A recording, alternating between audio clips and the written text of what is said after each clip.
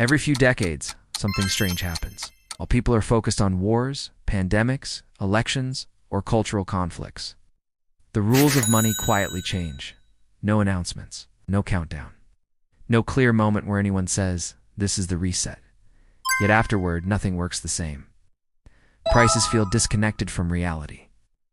Savings don't stretch as far. Debt feels heavier, but somehow more necessary. Wealth seems to concentrate in fewer hands. Here's the unsettling question. Why do the biggest financial changes in history always happen when public attention is elsewhere? And more importantly, is the next reset already underway, right now, while most people are distracted? To answer that, we need to trace a repeating pattern, one that has played out again and again, hidden behind crises that grab headlines while money quietly gets rewritten. Money is often presented as neutral, a tool for trade, a measure of value. But historically, money has always been something more, a system of coordination, control, and survival. Whoever controls money controls time, labor, and resources. In ancient empires, coinage decided loyalty. In medieval kingdoms, debt bound peasants to land. Modern economies, central banking shapes entire nations without firing a single shot. Yet these systems rarely change openly. They change under pressure. And pressure almost always comes in the form of distraction. Moments when fear, urgency, or chaos makes people accept what they would otherwise resist. One of the earliest recorded financial resets happened during the decline of the Roman Empire. Rome didn't fall overnight, it eroded. To fund wars and expansion, emperors began reducing the silver content of coins. The denarius slowly became less silver, more filler. People didn't notice at first. The coins looked the same, they felt the same, they carried the same stamp. But over time, prices rose, trust fell, and trade broke down. Rome distracted its population with games, conquests, and crises, while money quietly lost meaning. This pattern would repeat for centuries. Every time states overspent, every time debt became unmanageable, every time the system reached its limit, a reset followed, disguised as necessity. Fast forward to the 20th century, 2 world wars shattered old financial systems. Governments were bankrupt. Gold reserves were strained. Trust was fragile. Out of this chaos came a new structure. Central banks gained unprecedented power. The Bretton Woods system linked currencies to the US dollar. The dollar was linked to gold, looked stable. But stability required constant growth, and growth required debt. Governments borrowed to rebuild. Corporations expanded on credit. Consumers were encouraged to spend before they saved. This wasn't framed as risk. It was framed as progress. For a while it worked. Then came the breaking point. By the late 1960s, the US was running massive deficits. War spending, social programs, and global obligations drained gold reserves. Foreign governments noticed. They began demanding gold in exchange for dollars. So in 1971, during a time of geopolitical tension and social unrest, President Richard Nixon made a quiet but historic decision. He closed the gold window. The dollar was no longer backed by gold. Money officially became fiat backed only by trust, enforcement, and debt. This was one of the largest financial resets in history, and most people didn't realize it happened. They were distracted by war protests, cultural revolutions, and political scandals. The rules of money had changed forever, while attention was elsewhere. Once money was untethered from hard limits, everything accelerated.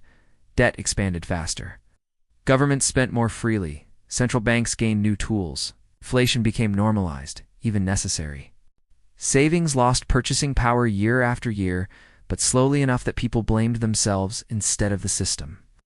Asset prices rose dramatically, rewarding those who owned them.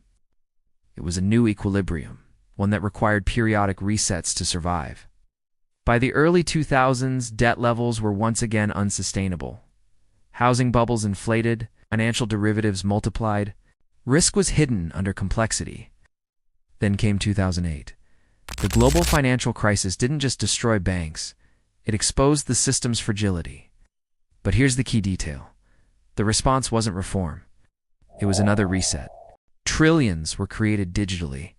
Interest rates were slashed to near zero. Quantitative easing became normal. The public was distracted by foreclosures, job losses, and fear. Behind the scenes, the financial system was reprogrammed. Risk was socialized. Losses were absorbed by currencies. The rules quietly shifted again. Historically, resets happened once every few generations. Now, they happen every decade. Why? Because the system is running faster and closer to its limits. Debt levels today are higher than at any point in human history. Governments rely on constant refinancing. Markets depend on central bank intervention. This creates a dangerous cycle. More debt requires more money creation. More money creation fuels inflation and bubbles. Bubbles eventually break. Resets follow quietly, efficiently, and without consent.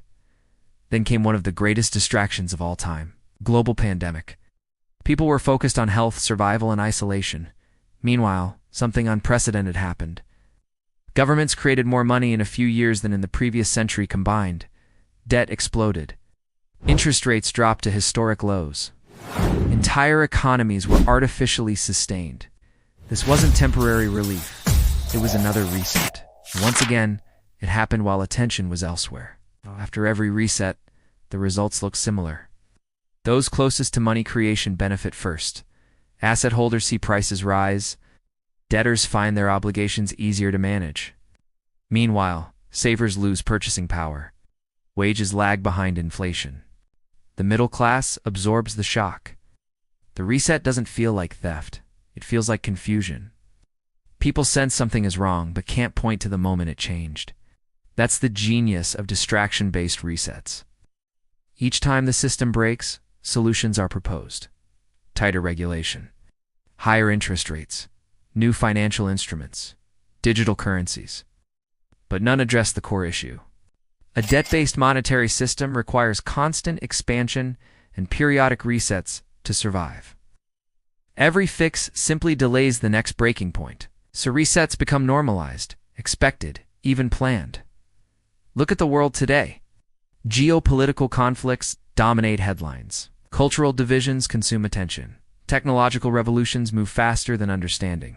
And behind it all, new financial structures are being built. Digital currencies, programmable money, instant settlement systems, increased centralization. This isn't random innovation, it's preparation. Every reset leaves behind infrastructure for the next phase. The most unsettling truth is this: financial resets don't require secrecy, they require distraction. As long as attention is divided, resistance is minimal. People don't revolt against changes they don't fully see. By the time the effects are obvious, the reset is already complete. Financial resets are not accidents, they are responses to system limits. Distraction is not a side effect, it's a feature. Every reset redistributes wealth without asking permission. Here's the warning: if you only notice financial change after it affects your daily life, you're already late. And the open question: when the next distraction arrives, will you be watching the headlines? Or the balance sheet of the system itself? If this made you rethink how money really changes, subscribe. Because understanding the reset before it happens isn't paranoia, it's preparation, and history shows. Those who understand the pattern don't panic when it repeats.